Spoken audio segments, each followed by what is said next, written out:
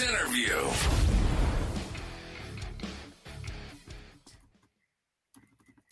And tonight on the Drive to Draw podcast, Barrie Lester is joining us for our players interview. Welcome, Barrie. Hello, and thanks for having me. Not a problem. Well, Barrie, World Outdoor Champion in 2016 Christchurch. Silver medal in Christchurch as well in the fours. The triples was obviously the first one. Commonwealth Games, bronze medal 2006 in Melbourne in the pairs. What do we got? Silver in the 2018 triples. Also 2018 in the fours. And then Birmingham, which is probably the most recent Commonwealth Games. Silver in the triples there. And a couple of gold medals in the 2019 triples and fours in the Asia Pacific Bowls Championships. And I reckon there's a singles gold somewhere in there as well, but we'll get to that in a minute, mate. Welcome aboard. Thanks for joining us. You've done your homework. Yeah, thanks very much for the intro. And anytime I can talk to anyone such as yourselves about the game of bowls and talk about all things the game, I'm very excited for the opportunity. So thank you. Absolutely. I got on your page this afternoon and watched a few of your coaching tips, Barrie. I've got my single coming up, so I thought I'd better get on and have a look. So I watched a few of those this afternoon, so it was good. Getting sweaty palms talking to you, though. It's a pleasure. We'll have to report back to you and see how Phil goes. I think they're trying to organise it as we speak. Yeah, so. we are. So, Good luck. Now, I looked up, 42 years old. When did you start bowls, Barrie? What age? My first season I was 14 in a little town called Wedderburn, an hour out of Bendigo. You're growing up in a little town like that, one milk bar, one pub, one bowls club, one tiny little school, 700 people.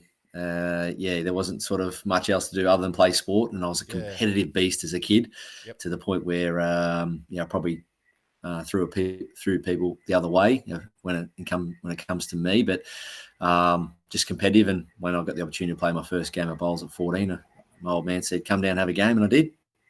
What other sports were you involved with back then as a young lad? I'm assuming Aussie rules would have been on the cards. Yeah, like every other kid at that age, wanted to play AFL. Broke a few bones playing footies, which didn't help that dream. But I did reach state level under 16 football. Probably my claim to fame there was played with the Witcher-proof boy up the road, Corey Jones. Played in the sort of state carnivals down in Melbourne, Windy Hill and so on. So played in some decent school and state level football. Love footy, love my golf. Played all sports, but very, very competitive. But I knew as a kid watching sport on TV that my ultimate goal would be wearing the coat of arms, and that was definitely a dream of mine in whatever sport I chose to attack. Absolutely. Did you play in your old man's team when he said, "Hey, come try bowls out instead of running around a footy field"? Did you end up playing in his team or his rink, or how did that all come about? Yes, we did. Played a bit of pennant together. Unfortunately, my first season was B grade, where Dad played, because he was always trying to get into the A grade. It was always a scary night in the household when the teams came out for pennant. Back then, it wasn't Facebook, text messaging, websites. Back in the mid '90s, it was you went down to your local bowler and you checked the notice board, and if it didn't read well on the notice board, it was a scary trip home. It was either reach for the beer in the fridge and knock a few down and get angry, or it was mum went to bed early that night when he didn't get picked. Love it. But we played a bit together, played club champs together, won club triples, club pairs. But my dad was unreal. Like any time I was training, competing in any of the events, he was just all about just providing as much guidance and information as he could. Yep. And highest world ranking I see was 26. That's pretty current, isn't it? It's 2024. Is that right? Yeah, it is. It's been a really good initiative World Bowls brought out recently, the World Bowls rankings. I guess throughout various things I've achieved over my journey, if the current system was in place years ago, I might have featured higher somewhere at different stages. But, when you're talking, you can somehow slide into the top 30 in the world, and especially since I've been retired for a year now, off the back of some decent performances last year, Australian Open fours, BPL, all that kind of stuff. So Yeah, rankings is I think something that's crept back into the game, and hopefully, yeah, it's onwards and upwards when it comes to the world ranking system. Yeah, myself, I'm just outside the 30 at the moment. Oh, mate, you're doing well. Is that well outside the 30? Yeah. Million. Now, talking about rankings, obviously back playing with your old man there. When did you sort of leapfrog him and then move on to sort of bigger and better things, and then I suppose realise that bowls is the path you were going to take? So at age 16, I won my first club singles, and that was pretty cool. I often say if I hadn't won that club singles at 16, my second season, I probably would have walked away from the game. I would have went, all right, that was a good little experience. But Dad said, that's probably a sign that you can go onwards and upwards. And then within 2 years, I was playing the state under 18 side. We did a big move from one side of the state to the other, moved to Lakes Entrance, and that was pretty scary for me. You leave all your mates behind, your schoolmates and all that, but once I got down to Lakes Entrance, great club. They definitely shaped the future of my bowling career. They gave me employment. They helped sponsor me, set me up with equipment. And then the great legend himself, John Snell, OAM, moved to Lakes Entrance. Of all the places he could have moved to in Australia, he's written books, played at the highest level. He decided to move to Lakes Entrance and become my mentor. And I was just a sponge for information under John. And that was when I was sort of 18, 19 years of age. So, playing state level. I remember my first plane trip was through playing bowls, so that was pretty cool. I'm like, wow, my first flight at 17, 18 was cool, wearing all the uniforms. I'm like, all my footy mates are just staying back in town playing footy, and here I'm on planes flying around Australia representing Victoria. So I wanted more of that. I was really hungry to do that more, and obviously my main hunger was to try and climb the ladder to go higher with the representative duties. So we'll move on from there. Obviously, trying to establish yourself, obviously, at Lakes Entrance there. I'm assuming a couple of pennants maybe along the way. Yeah, won a pennant. I didn't win one with my dad, but I won the club pairs with my dad there. Had a few cracks at sort of winning a couple of titles with my brother as well, my brother Tommy at the time. But won the pennant for Lakes, became the youngest player for Lakes Entrance and sort of Gippsland to make the state side. I think I made the Victorian state side at 20 years of age. And it sort of, it was really hard because being in country Victoria, 3.5, 4 hours from the city, you can only win what's in front of you. And I did win a lot, but I trained my absolute backside off. I was training 4 to 6 hours a day and working full time at the club. But the club gave me a lot of time off for work and sponsored me. So Lakes Entrance Bowls Club, forever indebted for what they did for me. But John Snell had a board meeting with them and said, hey, this young kid's going to go places. You got to get behind him. Yep. And I'll never forget the current GM, Jeff Rode, and the board at the time. They pulled me into a room and said, yeah, Barry, we want to really support you and set you up. And I just remember going out there and training my backside off. I'd get a train from Bairnsdale to Melbourne and then a bus from Melbourne to Moama for state trials. And then when I was old enough to drive, then I'd drive from Lakes Entrance to Moama or drive from Lakes Entrance to Melbourne for trials and training and so on. And unfortunately, at 21, suddenly my mum passed away. Really suddenly, and sort of threw everything out a little bit. She got to see me play for Victoria, but she didn't get to see me play for Australia. But that was a big sort of side step or step back in my life. Gave bowls away for a bit, but the whole Lakes Entrance, John Snell, the employment sort of set up was a huge nucleus for me to be able to get to where I am today.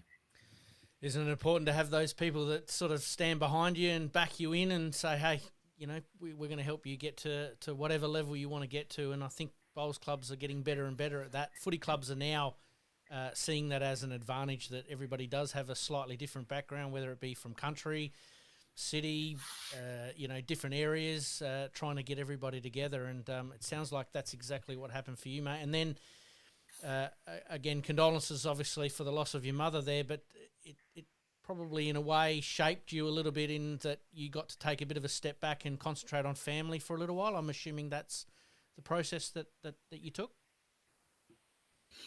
Yeah, mum was the one that, she prepped all your gear. She made you lunch. She drove you everywhere. And Dad was the mentor when it came to the game, but Mum was always the one that made sure I was on time and set up and preparing really well. And yeah, I miss those days of waking up and seeing your bowls clothes folded on the end of your bed, and lunch is made. Your lunch is made. But like Mum was amazing for me for that. I was the youngest in the family, so I was the last one. She didn't want to leave the house, and so that was obviously hard times, but gave the game away for a while. Spent time with family and friends.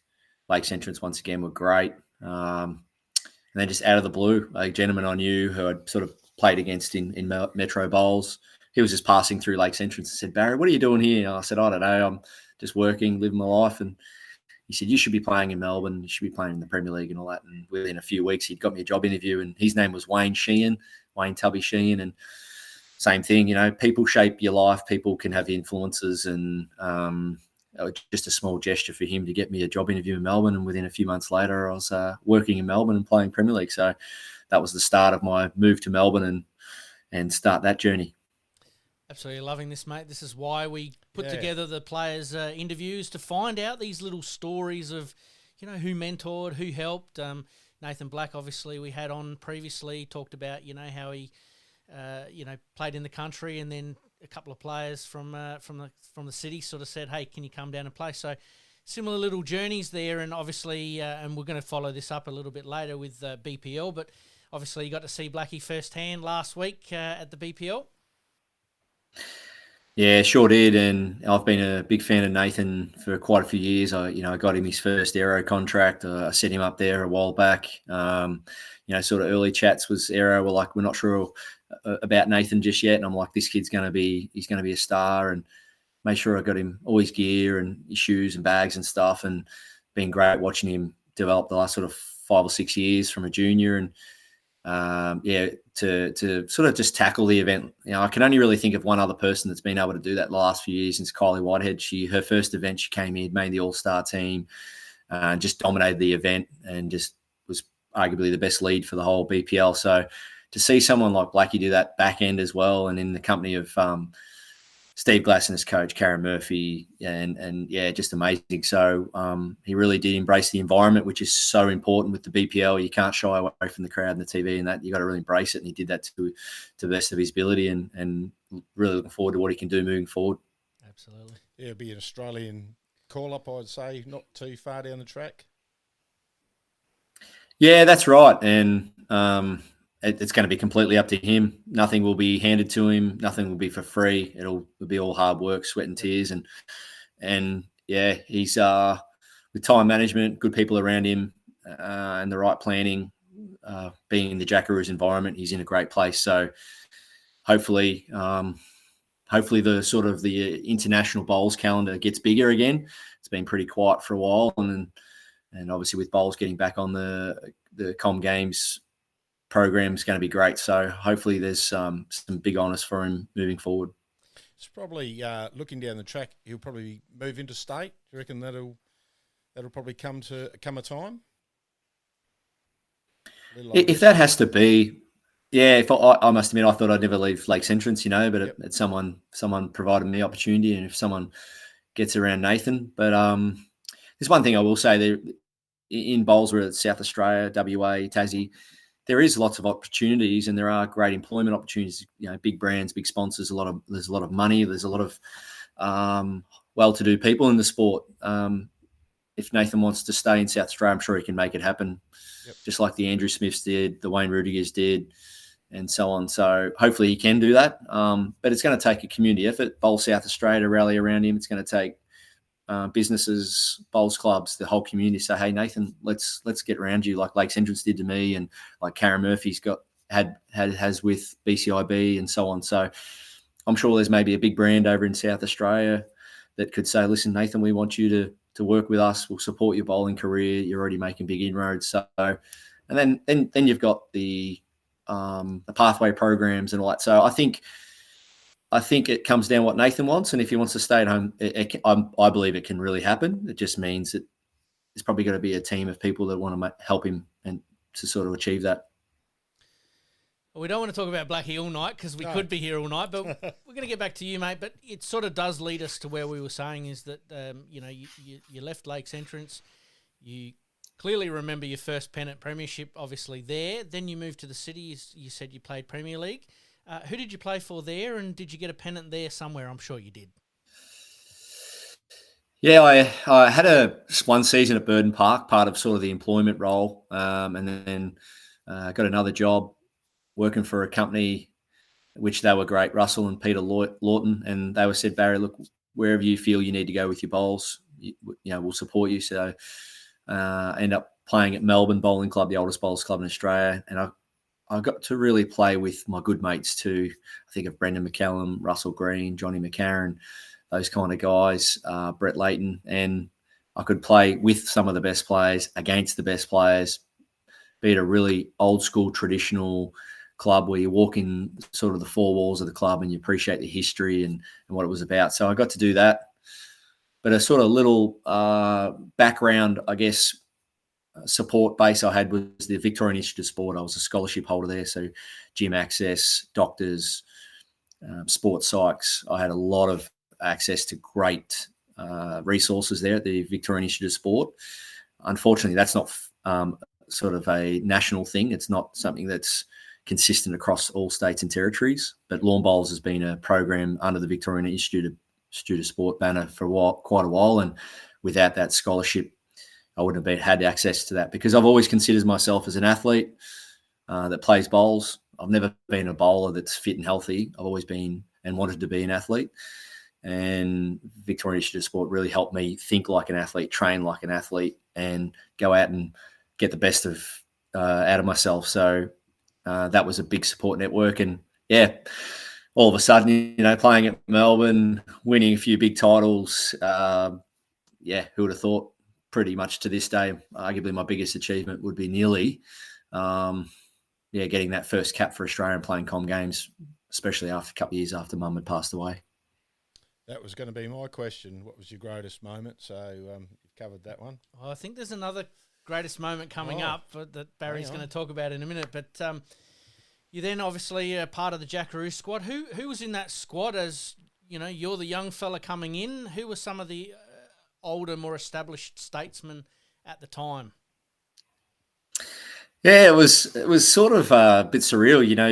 You get picked for your first Australian squad and you go to a camp, and one of the first things I remember that camp was Kelsey Cottrell being 14 years of age.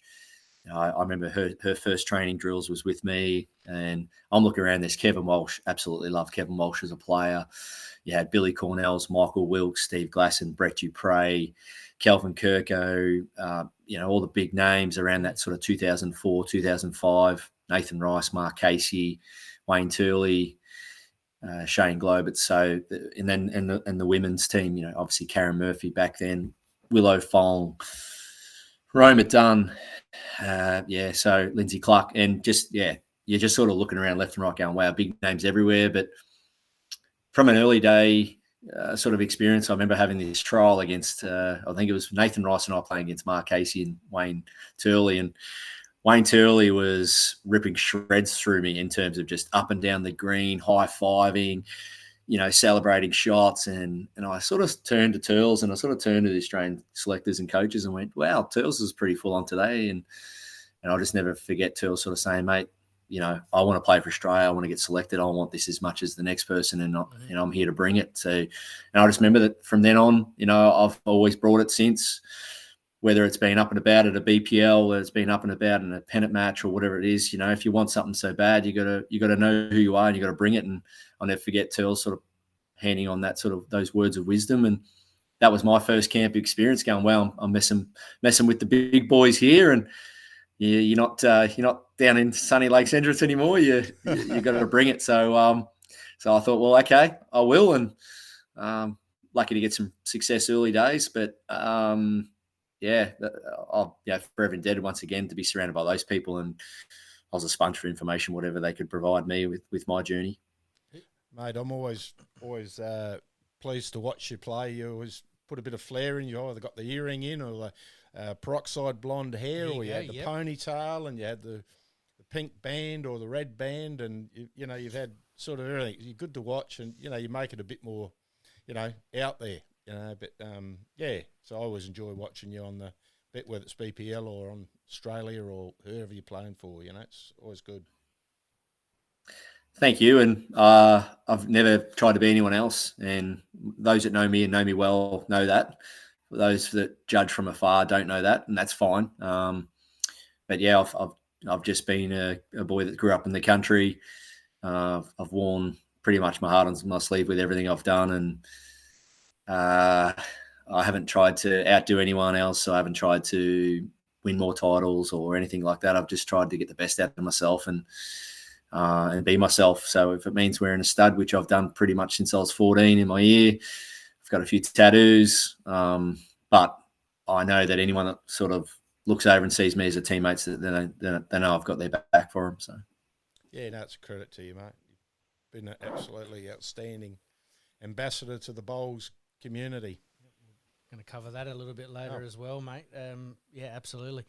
Let's talk Commonwealth Games. Obviously, you have played in a few and been obviously in the Gold Coast and Melbourne, obviously, as the main ones here in Australia.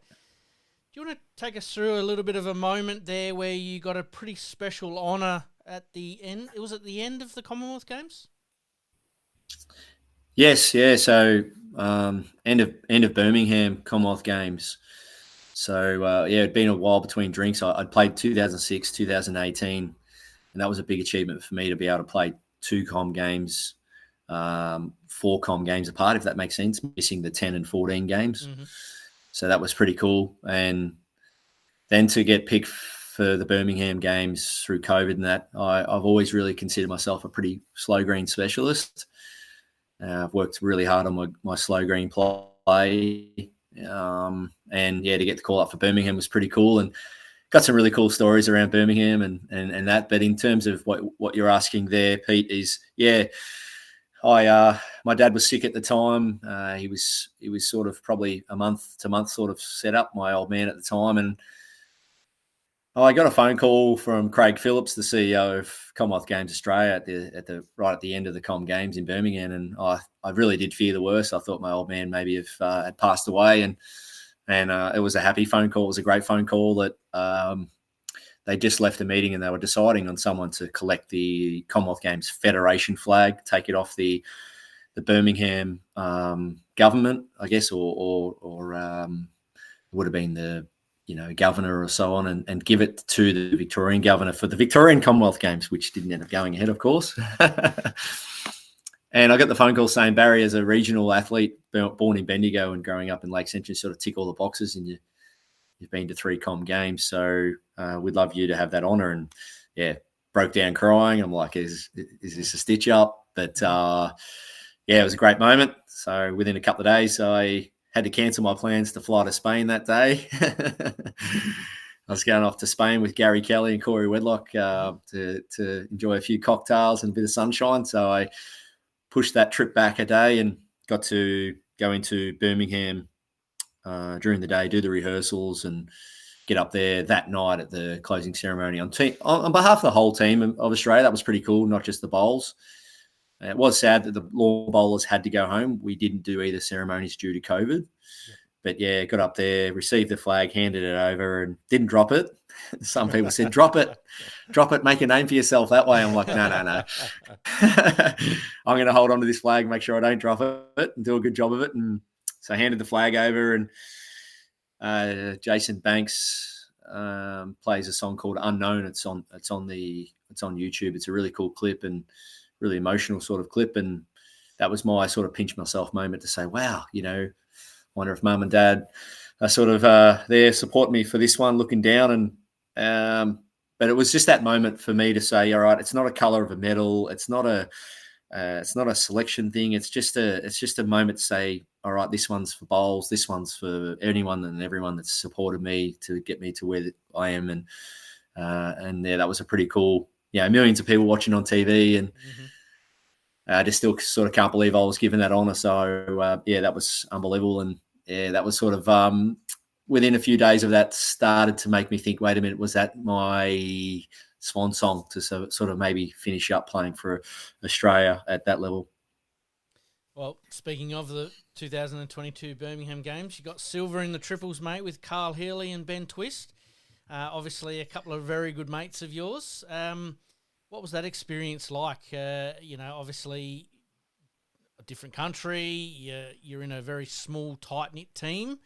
And obviously, the team itself had pretty good success, but then you and Carl and Benny had some success personally as well. Yeah, medalling wasn't a really big thing for Australia at the Commonwealth Games, World Championships, to go over to Northern Hemisphere and medal. And we ended up, being a very successful team. And, yeah, unfortunately, we didn't get through with the fours, but to be able to medal in the triples was great. And, yeah, it was just to be able to share in that experience with Ben and Carl in their first Com Games. And, yeah, we were so close, came down to last end. We had great support from the local crowds too. I couldn't believe, just after the game, a lot of the local English supporters coming up, well played. We knew you'd always come back because we were down, I think, 12-3 or something like that. And, I was in a sort of a mind bubble that game. I remember just concentrating so much on my game and supporting my teammates that the score, I swear on my entire life, I really didn't know the score. Mm-hmm. If someone had told me it was 10-3 or 8-1, or I really was not focused on that. And we were pushed right up against which is a huge pet hate of mine when there's a green pretty much for free. I've played in some big finals, and unfortunately majority of them have been for TV, not for the players.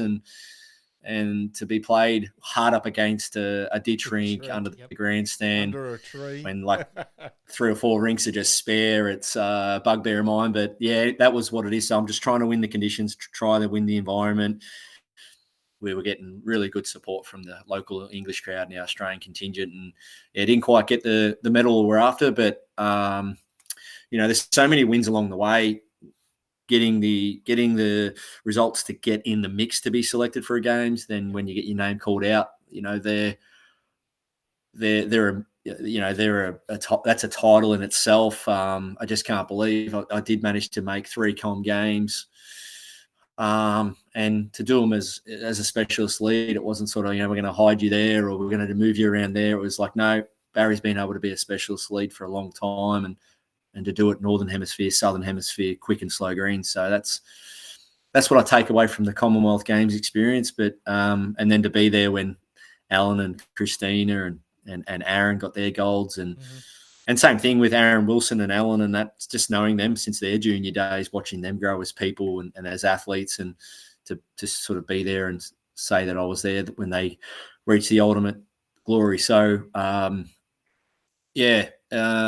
I will just sort of quickly say, I remember in 2018 when I did win, just lost a final there. And I remember I went back to my room, sort of had the cry, had the emotion. And I remember just sort of having a chat with Aaron Sheriff, and he sat in the room with me, sort of sat with me on the end of the bed kind of stuff. And he said, mate, I know it's tough. I know it's hard and it's heartbreaking. But he said, we've got some teammates downstairs that are celebrating gold medals. Let's go and celebrate it with them. And a lot of people won't know the leadership qualities of Aaron Sheriff away from what you see on the green and all that, but definitely a huge strength of Aaron's and the high performance team. And I just remember that always now moving forward, there's always it's always more important than just what you're going through. Someone else is going through something as well. And I was lucky enough to be able to go and take in the celebrations of other achievers in our Australian team, and that's the tight-knit family, which is the JACKAROO's environment. And I thought, you know what? No, I'm going to go and celebrate my silver and celebrate their golds and even celebrate other achievements that didn't necessarily result in a medal. Fantastic. Now, just talking about Birmingham and, the JACKAROO squad there, is it right, and please correct me if I'm wrong, did you guys prepare at Mount Lewis and they prepared the greens slower for you guys for the conditions? And if that was the case, is that the first time that you sort of had that opportunity to sort of replicate a little bit of those conditions? So it was Mount Tambourine. Just here. You're right. No, it was Mount Tamarine, just up here on the Gold Coast, sort of 40 minutes inland. The greenkeeper there and the club were very, very obliging. They put one green aside, made it super slow to the point where you probably won't play on a slower green than that. But I mean, I think for the mental challenge, the physical challenge, and the ability to do what Karen Murphy says a lot, and that's to be comfortable when you're uncomfortable. Mm-hmm. So I think being able to adapt to a super slow green was really good training. Yes, we did. Maribyrnong Park leading into Glasgow Com Games. We picked a 7-man team to go to Glasgow and Wales in 2013, and I was lucky enough to have that green not far from where I was. So I trained there 2 or 3 nights a week and got picked for that tour. But it's something we've done a fair bit in the past, and I've done it for other trips overseas, but whether it be a slow tennis court or a croquet green. But Mount Tamarine were fantastic. We had a Trans-Tasman there. Yes. We did a lot of prep there. We had camps there, and it was great. And we went over to Birmingham 2 months out from the Com Games, had our trials, and we got to Birmingham. We got off the plane, and the pilot said, "Sorry, there's no bags on this plane due to weight restriction and dodging the Ukraine and Russian sort of war." And the pilot said we didn't have enough weight allowance, so we had 5 days without bowls. And I used some size 1 old school Drake's bowls out of a garden shed to trial for the Com Games. So that trials didn't quite go to hand, but as soon as my right equipment turned up, we were good to go. And I remember I spent about a half a day throwing jacks into a bucket, just prepping for rolling a jack at a certain length and so on. And Birmingham was a certain beast, but yeah, we were up to it because the prep was really, really great. The high performance team and all the JACKAROO's staff put a great program together to sort of set us up for that, and it was great to see us do well over there. It's about the only thing you couldn't have predicted in the, like you said, Karen Murphy saying, be comfortable in the uncomfortable. That's as uncomfortable as it gets, doesn't it? Yeah, it's called emotional regulation. I've sort of, through my business and through my training, when something sort of hits you that's sort of not normal, how you regulate that from an emotional perspective. When you take that mark and the siren goes, wow, it's just dawned on me, I've got to kick a ball to win the game here after the siren. So emotional regulation, how you deal with it. And we knew that we couldn't turn up to Birmingham and go, wow, the greens are slow. Wow, it's cold. Wow, it's raining. Wow, it's windy. Whatever. No, we were definitely well trained and well put to accept those conditions. All right, mate. We'll move on from the Commonwealth Games. Obviously, you were in Melbourne, playing in Melbourne. When did you make the move up to Queensland, and was it to Burleigh Heads? Yeah, so I did something that no one else had done before, but I was willing to do it, and that was after I played in the first Australian Open in 2015 on the Gold Coast. That's when it moved up there. Had a bit of success, got sort of deep in a few disciplines. I thought, well, I need to maybe play on the Gold Coast more often. I need to play on the quicker greens instead of sort of having the winters off in Melbourne. And I joined the South Tweed Sharks and started playing winter pennant, 6 a.m. flights, 6:25 p.m. flight home out of Gold Coast, getting home at midnight. So it was a full day up and back to the Gold Coast. No one else was doing it, but I was prepared to put in the time and effort, start playing winter pennant, winter greens, training. Sometimes I'd spend a weekend up here training. Started to become comfortable and really enjoyed the lifestyle. And then when I got picked for 2018 Com Games, I was like, wow, living in the village up here for a month, sunshine. Just went, I think I could twist the missus's wrist to maybe move up here. And out of nowhere, I was playing winter pennant, got a phone call, job going at Burleigh Heads, bowls coordinator.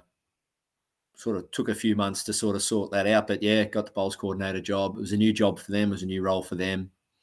And I was really keen to make the World Championship team, which is 2020 on the Gold Coast. So, I thought, well, it lines in with trying to make the World Championship team, and it's a career move, and it was a little club, and I wanted to help them sort of achieve big things, and took on the role bowls coordinator at Burleigh Heads in 2019 and became a Queenslander. There you go. And still there?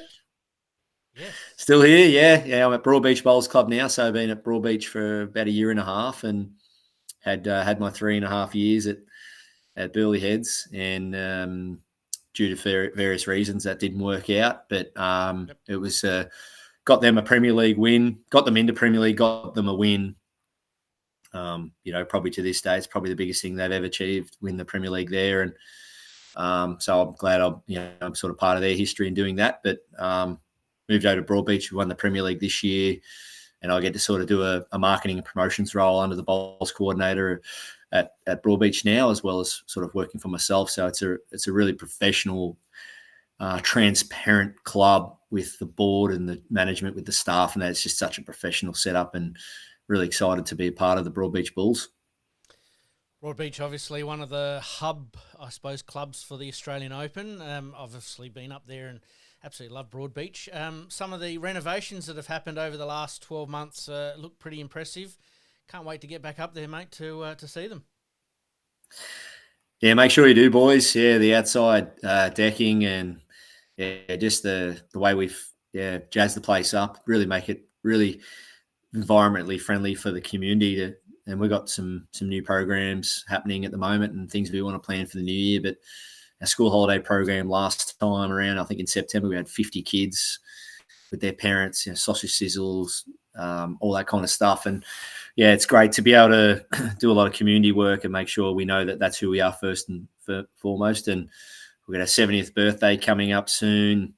It's just a great club to recognise where they've been, where they're going, and the general manager Simon Neal and the board are always trying to make sure that they're front and centre when it comes to providing for the community, and I get to be a part of that now. Their future, and they support me well, especially with my own business. I've got a role there where I only have to work 8 days a month, but they support me as an athlete, support me as an employee, and as well as someone that runs their own business. Very good. Absolutely fantastic. If anyone wants to, when you're up there for the Australian Open, or if you're up there in general, make sure you sign up for a membership for the Broadbeach Bulls. I'm actually a member there at the moment. It might be coming up to my 2-year lapse, but when you're there, obviously you get all sorts of benefits, and you get information that gets sent to you all the time. So if you are heading up to Queensland, it's one place to certainly drop in and enjoy, as most people would probably already know that are watching our podcast or listening to the podcast. So absolutely, mate, it would be fantastic to catch up with you there. Let's move on a little bit. Obviously, you've moved over to Broadbeach. You've mentioned there that you do have your own business, and the Blessed Bowls, have I got that right? Yeah, well, it's my brand name is Blessed. So it's Bowls Leadership Excellence Skills and Training. I put that together quite a while ago. Mm-hmm. I always did want to sort of have my own business in bowls. I had to put it aside for a while to I sort of gain new experiences and learn new things and did some training. And now I'm in a position which was pretty scary at the time, to be able to go out on your own and run your own business. But I've clocked up a lot of kilometres.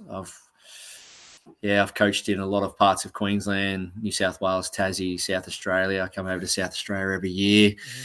I love golf. I love the best thing about golf, the live golf. I love the team aspect. So I'm a GC Ripper fan. I've got a man crush on Cameron Smith. I think most people do, mate. You're not alone there. And I just love everything about him, just a laid-back Aussie. And so, I love getting over to South Australia. I love Adelaide. I've got my brother and sister that were born there, so there's some nostalgia there. I've got some family ties there.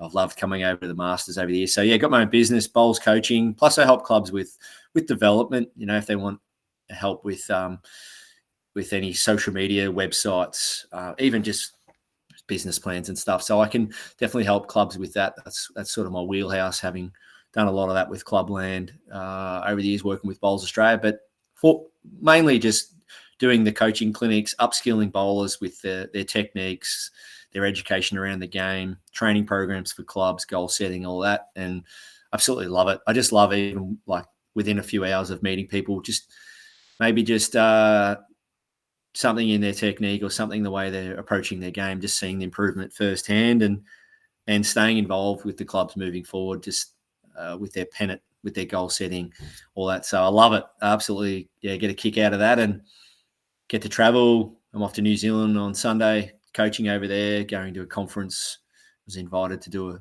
a talk at Bowls New Zealand's coaching conference, and looking forward to that opportunity. And to be able to do something I love in a sport I love and meet people and help them out. Yeah, I'm blessed to be able to do it.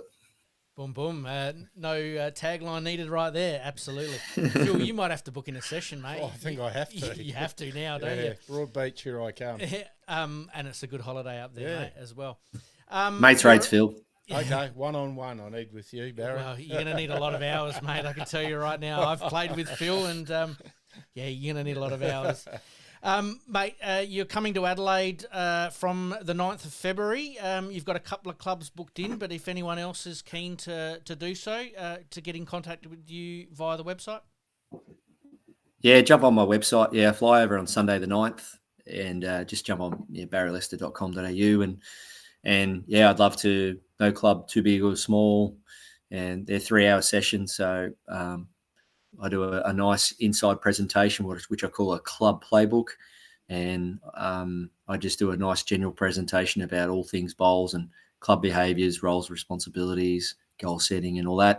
And then we do a really extensive circuit training, skills and drills out on the green, and I always stop for a bit of Q&A and a refreshment or a sausage sizzle or something afterwards. And I love being able to do that wherever I go. And I'll be honest, as much as I've travelled the last 20 years playing state bowls, going all around Australia, to be able to not necessarily do it with a bowl in my hand now and do a bit of coaching, I do stop and reflect on this beautiful country. Some of the bowls clubs you go to and the people you meet, it's unbelievable. And I do just go, wow, we've got a great sport and some amazing clubs. And I went to Mount Gambier a few months ago and I'd played there one of my first ever state series back in about 2002. And I was just dripping in nostalgia, and I was just like, wow, how good is this? I can't believe I've come back here 20 years later. And it was great to, and I love when they say, Barry, we don't get many people out this way. And, we're sort of 4.5 hours from anything. And I just go, no, I'll travel anywhere and connect the best I can. So looking forward to coming back to Adelaide. That'll be the 9th through to the 14th. Fantastic. Well, as I said, if anyone's keen to get on board, please contact Barry. I'm sure he'll be able to squeeze you in, and there's probably a couple of clubs that have already done that already. There's probably a couple I know of that would have doubled up and had you last year, probably have you back again this year. So looking forward to that. We might even try and catch up with you on green, mate, and do a little interview there as well. For what you guys are doing for the sport, for sure. I'll definitely try to catch up with you, stay connected, and I've got to fit in a little bit of time to watch. Barry, all right. Yeah. Well, look, I'll put some time aside for you for sure. But if Cam Smith's ringing me up saying, Barry, will you caddy for me? I might be a bit busy. I love that playing the Pro-Am the day before the live starts. I tell you, my golf game's not quite good enough, but even if I'm like caddying or scraping bunkers or something at the Pro-Am, I'd love to get on the other side of the fence. Absolutely, and the Grange Golf Club is an absolute ripper too, mate. So the fairways are like carpet. There. Yeah, it is. Yeah, you could almost roll a bowl on there without any problem, mate. Absolutely, you could. Yep, mate. Let's have a little bit of fun to finish off today. We're going to obviously go through a couple of standard questions that we do with everyone. What bowls are you using? It's got to be Aeros. Well, we knew it was Aeros. Yeah, so which ones? Yeah, so I joined Aero since day dot pretty much 2012. So I've been with it for 12 years. Changed my game completely. Yeah. So I'm mainly 9 to 5, Monday to Friday. I use Aero Optima. That's sort of that middle bias, anywhere between sort of 12, 13 up to 16, 17. If you're playing on something super quick, I might go to a dynamic or turbo, or as I have done in the past when I've gone overseas, I've used a revolution or an aero groove in the slow stuff. Beautiful. Do you find changing bowls, and we'll get back to some of these questions in just a second, do you find changing bowls like that and changing some of your lines challenging at times, or is it something that you just know that that's the line I need to take and go from there? Yeah, so I guess the easiest way to say it is BPL last year, or this year in February when we won it down at Moama, I literally pulled the bowls out of the box. Never, ever rolled them in my life. Rolled with them on the Sunday and then used them on the Monday and won the BPL with them that week. The reason why some people will say that's a risk or it's a gamble. The reason I have the ability to do that is because I know under the Sydney Harbour Bridge trajectory, yes, I just have to find the widest spot. So I'm a bank bowler. I just find the widest spot and the bowls do the rest. So I've done that all around the world, from Wales, Scotland, Birmingham, South Africa, Hong Kong. I've been able to just grab a brand new set of bowls out of the box. So that's why I love the equipment. And I change bowls a fair bit, and literally, I'm definitely not bragging here. I've won probably half a dozen tournaments using a brand new set of bowls. There you go. That's a nice, interesting little fact there. You sort of led me into it very nicely. Before we get on to a couple of the fun questions to finish this off, was BPL. We actually haven't covered that. Obviously, the BPL format, a little bit different to what you normally do. It's a little bit faster, a little bit more intense, and very tactical. What are your thoughts on that innovation for not only Bowls Australia, but I'm assuming that they're looking to take this a little bit more worldwide now? Yes. I believe whether it's a product, whether it's sporting equipment, whatever it may be, I think you've got to market your number one product. And I think BPL now, the format being very exciting, the two sets, the power plays, and the tie breaks, it's always edge your seat kind of stuff, which you would have saw last week. I think that is our number one marketable brand. Mm-hmm. So I think wherever we can put bowls on a high pedestal, whether it be Commonwealth Games, World Championships, any kind of World Series, I think that's where we put our BPL style event. Trust me, I'm a traditionalist. I love 25 up singles. I love, replaying dead ends. I love all that. I think, but when we're crying out across the sport and the country to try and put bowls on the map, we have to put bowls on the map to what the consumer wants. And I think that's what we do with Jack Attack, Night Owls. It's the quicker format. It's the exciting format. And I'm really excited to see where the sport takes BPL and those kind of formats in terms of potentially at World Championships, Commonwealth Games, and any other events. So, we've built a great brand and a great product, BPL, and who knows where it could go. So, I'll back it all the way.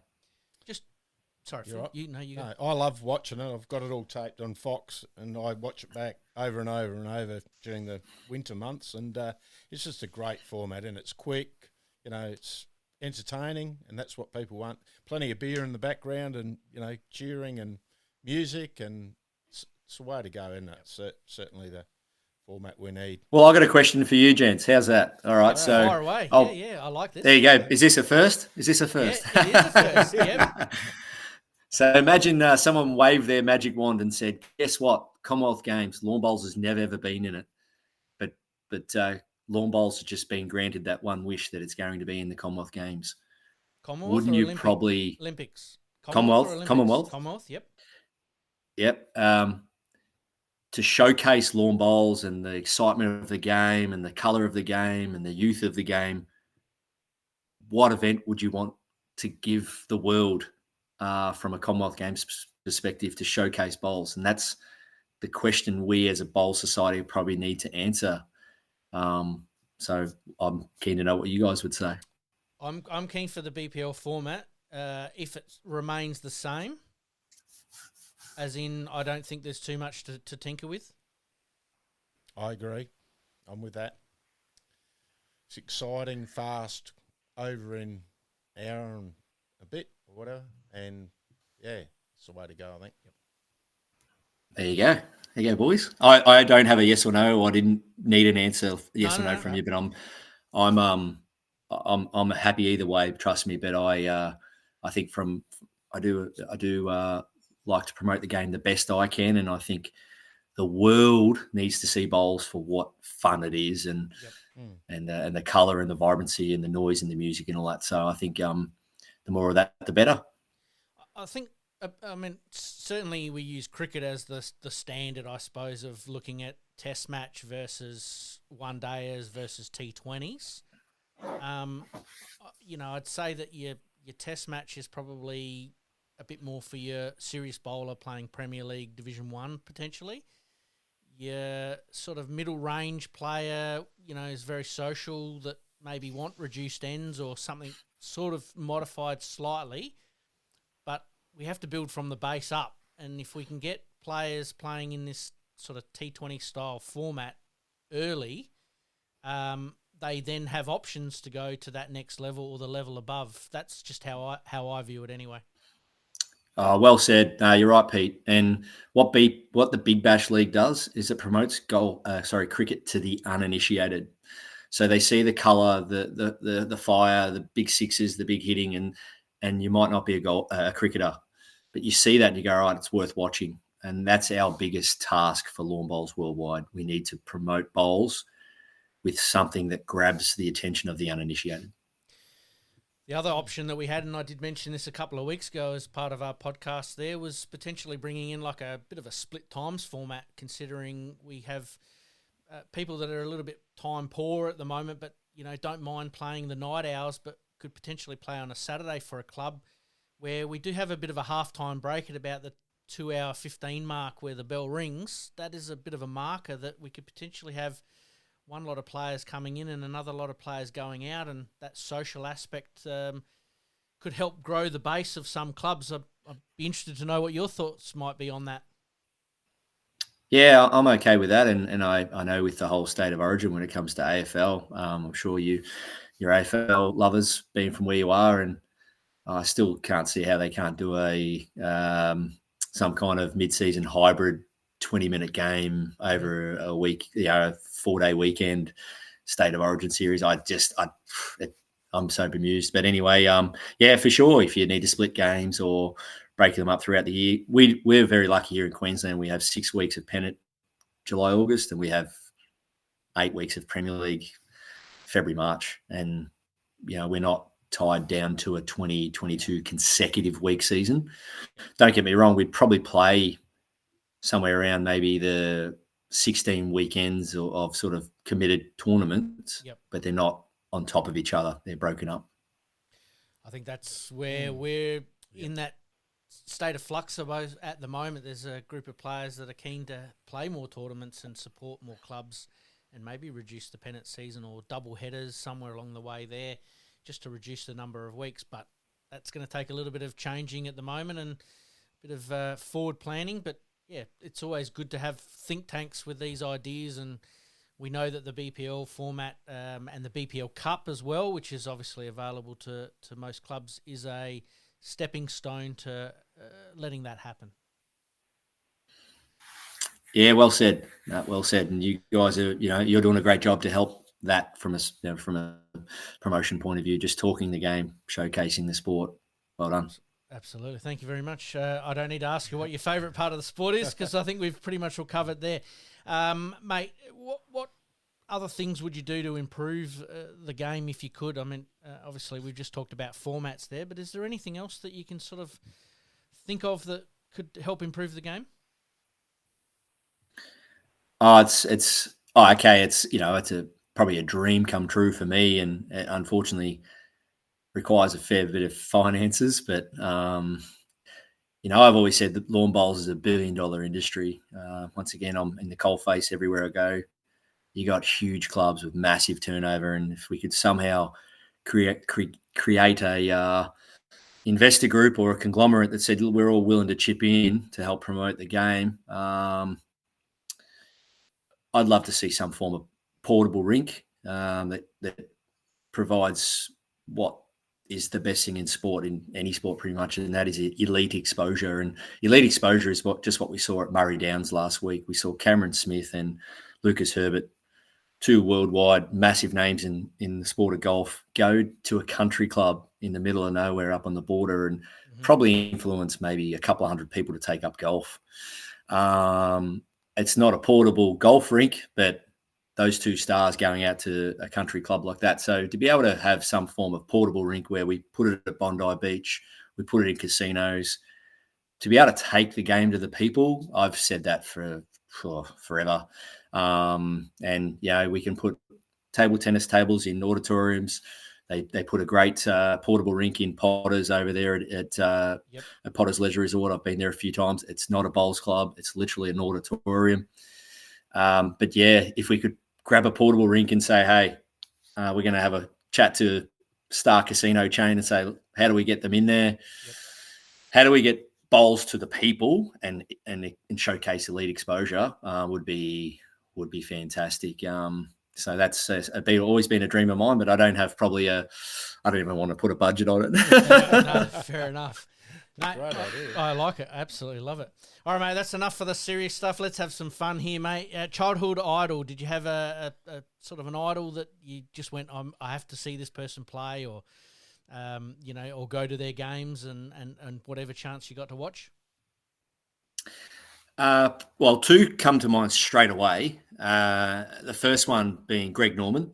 Aussie battler, didn't come from much, took up golf willy-nilly because his mum was a club champ. Always a big fan of the Great White Shark. And to be world number one for 331 weeks across his career in arguably the hardest sport in the world, brilliant. And my favourite footballer was Gary Ablett Sr. My whole family are Geelong supporters. I'm a Melbourne Demon.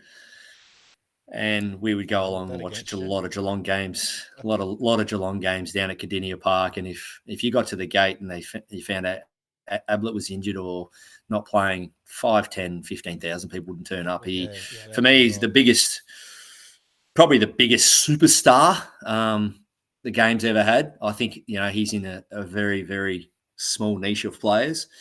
And I got to see him firsthand many, many times. And his statistics speak for themselves. 3 Norm Smiths in a row, kicking over 100 goals in a row. That's never been done before. And, I'm just totally in awe of what that guy did at 6'1". Yeah, that's right. And he, basically left Hawthorn to head to Geelong as well. Yeah, so he was a freak of nature, just a superior footballer, athlete, and he did things no footballers are really doing this day and age, especially left and right foot. You're seeing these kids get drafted through now, and unfortunately not having much on their opposite sides. And Gary Ablett from 50 out on the run, opposite foot wasn't even an issue. Mate, speaking of other sporting teams, you said you're a Melbourne supporter. You'd have been pretty happy a couple of years ago with them winning the premiership, but any other sports that are tickling your fancy? You have mentioned golf a couple of times, and I know that you love getting over here for the live golf, but Ripper GC obviously pretty handy there. But any other sporting teams you follow? Yeah, the one and only Chelsea, Pride of London. Good man. I'm not a bandwagon supporter. I literally went and saw them play 14 years ago at Stamford Bridge or whatever it was, and just fell in love with the culture, fell in love with the enthusiasm, all the fans, how the fanatic they are. And I've been to the MCG for, I don't know, well over 50 times, and I've been there probably a dozen times, 100,000 people in the house. And when you go to an English Premier League game with 40 or 50,000 screaming fans, the chanting, the cheering, it just can't be replicated. And Chelsea do it for me. They're my favourite football team in the world, and I'm right across most movements, the players' names, our draw. We're playing in the UEFA at the moment. We're not in the Champions League, but we won that a couple of years. So mad blue, and bring on. I think it's Leicester on Saturday night. Yep, currently sitting third on the premiership table behind Liverpool and Man City. So a little bit of work to be done there, but they've put themselves in a pretty good spot this year. The last couple of years have been a little bit lean, but looks like they're on their way back, mate. Cole Palmer. There you go, mate. Let's finish off. Favourite pre-match meal? Pre-match meal. Oh, yeah, I've always been sort of just right and some bananas, and yeah, I'm a big sort of tuna guy or sardines on toast or something. So yeah, get your concentration foods up. Absolutely, mate. Favourite movie? Braveheart. Even though I lost 2 gold medals to Scotland in 2018 Com Games, back to back, I still love Scotland. Yes, I'm But sure Braveheart, Alex Marshall won't hold it against you. No, I love the Scottish and Irish culture and countryside, and absolutely love a good Guinness. And but yeah, Braveheart, what a movie! Absolutely. Favourite pre-match song to get you pumped up and ready to go, or are you a bit more sort of subdued and something a little bit downbeat? No, I love my up and about beats. You know, it'd be probably something if it was a big game where I'm really trying to get pumped. It'd have to be something along the lines of Eminem or Drake or sort of that sort of gangster rappy kind of stuff. But I'm very versatile with my music. I grew up listening to old school tunes with my dad, so I could. I was listening to Neil Diamond today in the car. So there you go. Yep, That's more my type. Yes. I was going to say, Phil, you're going to need to Google half those names that Barry just throw through, mate. Yeah, Kentucky Woman, Neil Diamond. That's it. You know, I can go from '60s Roy Orbison to modern day stuff. I love my music. My dad was a professional musician teacher, so I was very very lucky to be brought up with quality old school music. Mate, we've got 2 last questions and then we'll get you out of here. And thank you very much for your time tonight. First one is what is the one coaching tip that you could give most people that'll help improve their game? In other words, I'm looking at Phil here at the moment. What's the one tip that you might be able to give that we can pass on to our listeners? Yeah, and I don't want to come across scientific, but you've got to understand the biomechanics of lawn bowls, the body movement, the activity of actually having your touch, your tempo, your body movement.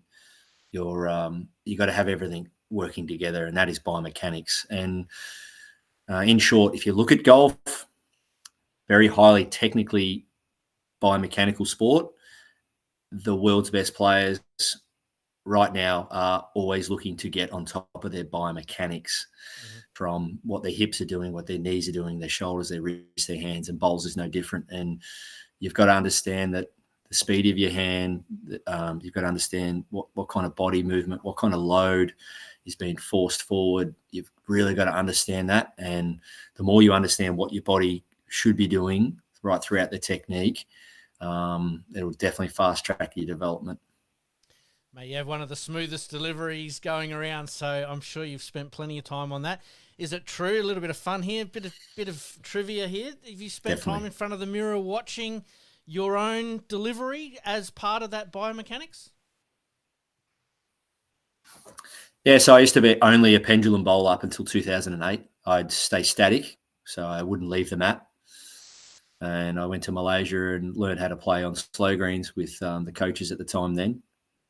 And they said, Barry, you can't bring your Victorian pendulum delivery over here on 9-second greens in Kuala Lumpur. So I learned to hold my step, stand taller, and create timing where I'd press forward and have my body leave the mat.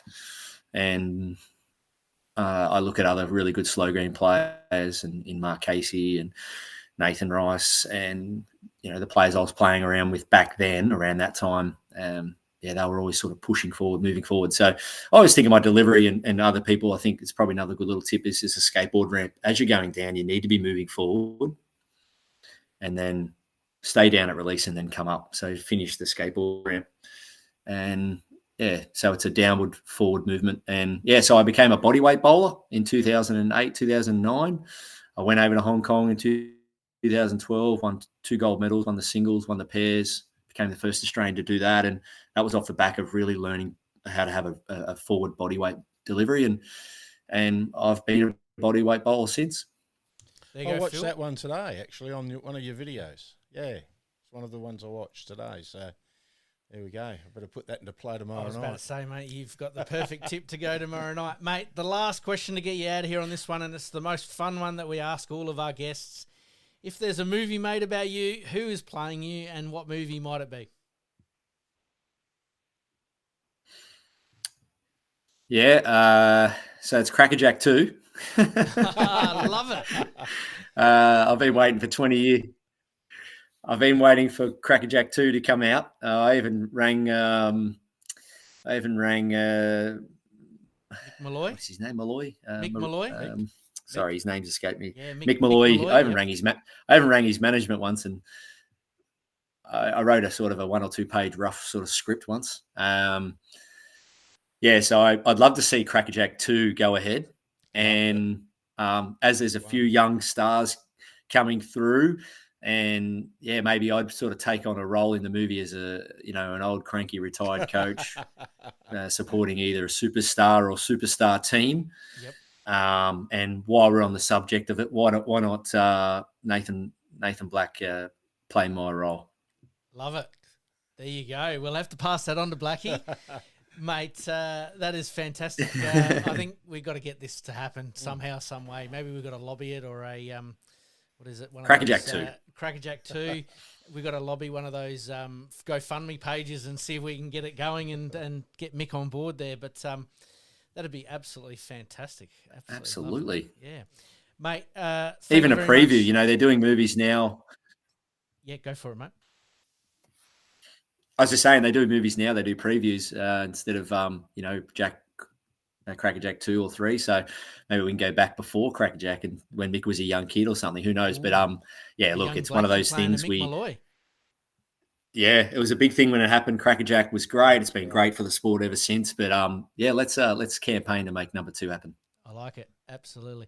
Mate, we better let you go. You've probably given us a little more of your time than we thought we were going to have tonight, and we've sort of covered a lot of stuff, obviously, with your early career, but now with your role at the Broadbeach Bowls Club and also your blessed coaching program there. We will shout out again if anyone's looking to book you in during that time you're here in Adelaide. Please do so. Contact Barrie, and we look forward to seeing you in Adelaide, mate, not only for the golf but also for the bowls. Yeah, thanks, Pete. Thanks, Phil. Love to get to know you guys better, and really appreciate the opportunity. Thanks so much, and good job. Not a problem. Cheers, mate. Thanks, Barrie. Thank you, mate. You're listening to the Drive to Draw podcast. We'll be right back after this short break.